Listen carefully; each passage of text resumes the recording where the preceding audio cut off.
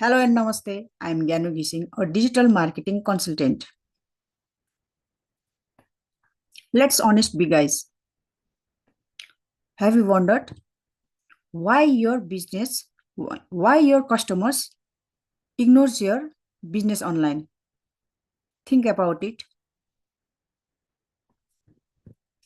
किन होला त? के तपाईलाई थाहा छ? थाहा छैन.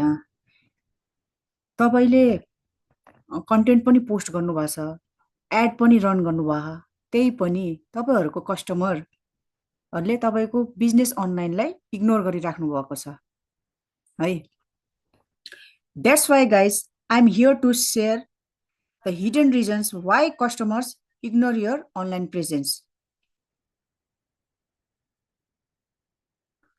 Let's dive into the deep main points of business owners. हामीले बिजनेस ओनरको डीप पेन पोइन्ट्स जान्न एकदमै जरुरी छ. Customer ignore your business online. तपाईको बिजनेस अनलाइन कस्टमरहरूले इग्नोर गर्नुहुन्छ. Why? किन त? These are the hidden reasons.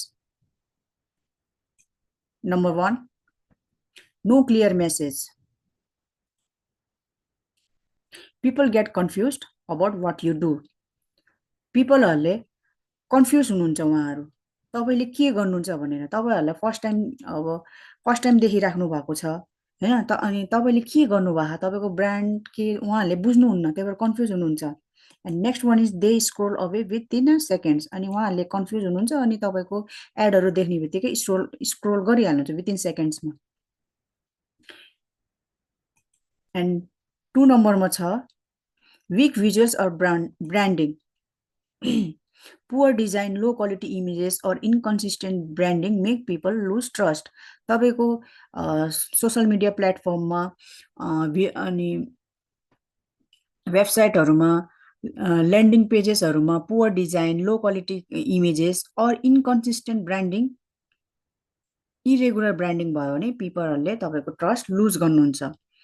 And next मा छ unclear visuals make you look unprofessional. तपाईको भिजुअल्सहरु अनक्लियर भयो भने तपाईहरु अनप्रोफेसनल लुक्स गर्नुहुन्छ, देख्नुहुन्छ. वीक भिजुअल और ब्रान्डिङमा. No clear call to action. Third मा छ no clear call to action. Customer may like your post but they don't know what to do next.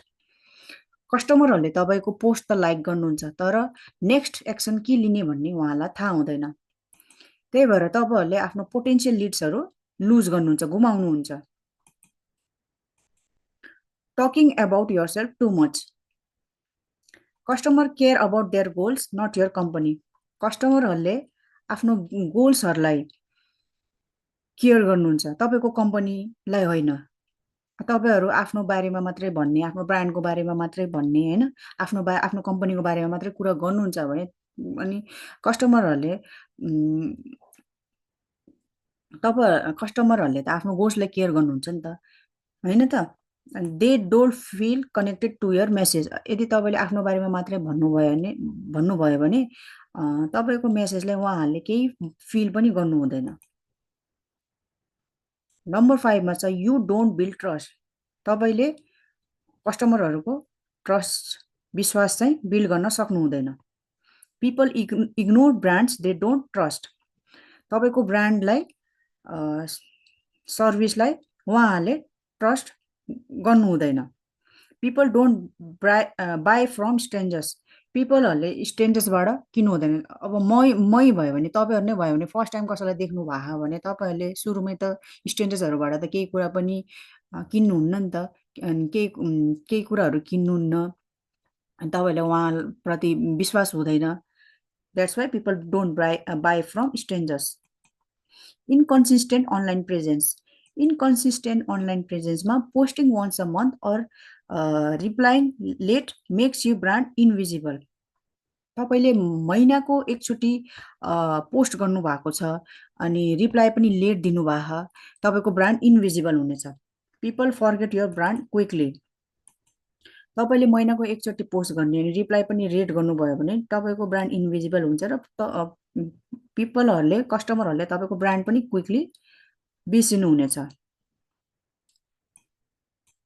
How to fix problem, कसरी problem fix गर्ने त?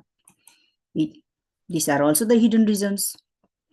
Give clear message, हामीले कस्टमरहरूलाई clear message दिनुपर्छ। Keep it simple way, one clear message that show how you help them। हामीले simple र clear message दिनुपर्छ जुन चाहिँ उहाँहरूलाई देखोस् कि हामीले उहाँहरूलाई कसरी हेल्प गर्न सक्छौँ भनेर सिम्पल र क्लियर मेसेज दिनुपर्छ। Next one is example, instead of we sell marketing services, हामीले मार्केटिङ सर्भिस बेचिरहेको छौँ भन्नुभन्दा पनि वी हेल्प बिजनेस इन्क्रिजेस, हामीले बिजनेसमा सेल्स इन्क्रिज गर्छौँ with the help of digital strategy. Next one is strong branding, हाम्रो ब्रान्डिङ वा सर्भिस स्ट्रङ हुनुपर्छ। Keeps your visual clean, modern and professional, हाम्रो भिजुअल्सहरू क्लिन हुनुपर्छ, मोडर्न हुनुपर्छ अनि looks professional. Tip, use the same colour, fonts and tone across all platforms, सबै social प्लेटफर्ममा, वेबसाइटहरूमा, ल्यान्डिङ पेजमा हामीले सेम कलर, फन्ट्स, टोन्सहरू युज गर्नुपर्छ। Next one is always guide your audience, हामीले कस्टमरहरूलाई सधैँ गाइड गर्नुपर्छ। Example, book a call, download free guide, visit our website, हामीले आफ्नो कस्टमरहरूलाई के गाइड गर्नुपर्छ भन्दाखेरि book a call, book now बटनमा कल गर्नुहोस् हैन, फ्री गाइडहरू डाउनलोड गर्नुहोस्, हाम्रो वेबसाइटहरूमा भिजिट गर्नुहोस् भनेर हामीले गाइड गर्नुपर्छ। Focus on how you help them, हाम्रो टार्गेट भनेको, हामीले फोकस गर्नु भनेको हाम्रो कस्टमरहरूलाई कसरी हेल्प गर्ने त, उहाँको पेन पोइन्ट्स, उहाँको प्रब्लम बुझेर उहाँहरूलाई हामीले कसरी हेल्प गर्ने त भनेर हामीले फोकस गर्नुपर्छ। We do this to hear how this helps you, हामी यहाँ छौँ तपाईँहरूको लागि, तपाईँको प्रब्लम हामीले कसरी हेल्प गर्छौँ भनेर हामी तपाईँको लागि यहाँ एभाइलेबल छौँ र हामी तपाईँको प्रब्लम हेल्प गर्ने पनि छौँ भनेर हामीले फोकस गर्नुपर्छ। Example, we create websites that attract and convert customers for you, हामीले वेबसाइटहरू क्रिएट गर्छौँ लिड म्याग्नेट तपाईँको बिजनेसको लागि है। अनि नेक्स्टमा छ बिल्ड ट्रस्ट, हामीले ट्रस्ट पनि बिल्ड गर्नुपर्छ। So testimonials and client stories, हामीले प्रुफ देखाउनुपर्छ हाम्रो कस्टमरलाई, क्लाइन्टको स्टोरिजहरू, टेस्टिमोनियल्सहरू। नेक्स्टमा छ सेयर हेल्पफुल कन्टेन्ट, हामीले चाहिँ बिफोर सेलिङ हामीले चाहिँ हेल्पफुल कन्टेन्टहरू सेयर गर्नुपर्छ। अनि सो योर फेस भन्दाखेरि पर्सनल भिडियोजहरू पनि सो गर्नुपर्छ। Consistent online presence,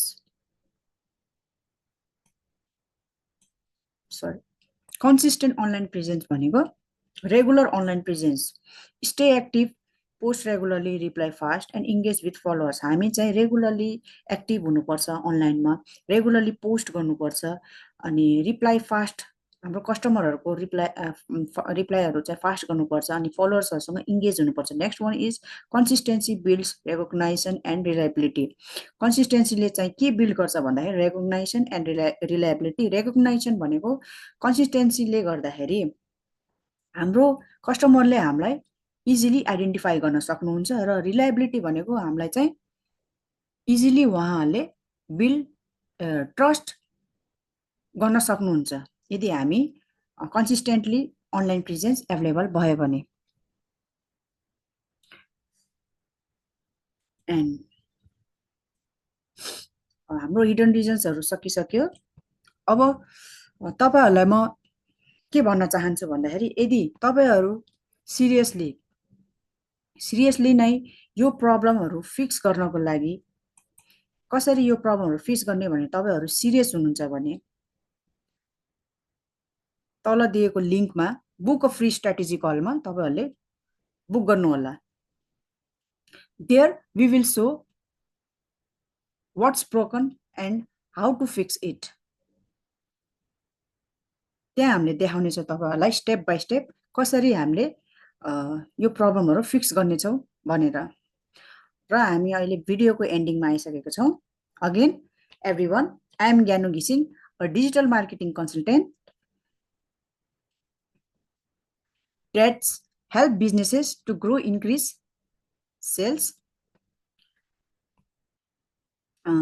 Thank you for watching this video, and don't forget to like, share, comment, and subscribe, and also to someone, and also share this someone to who needs help.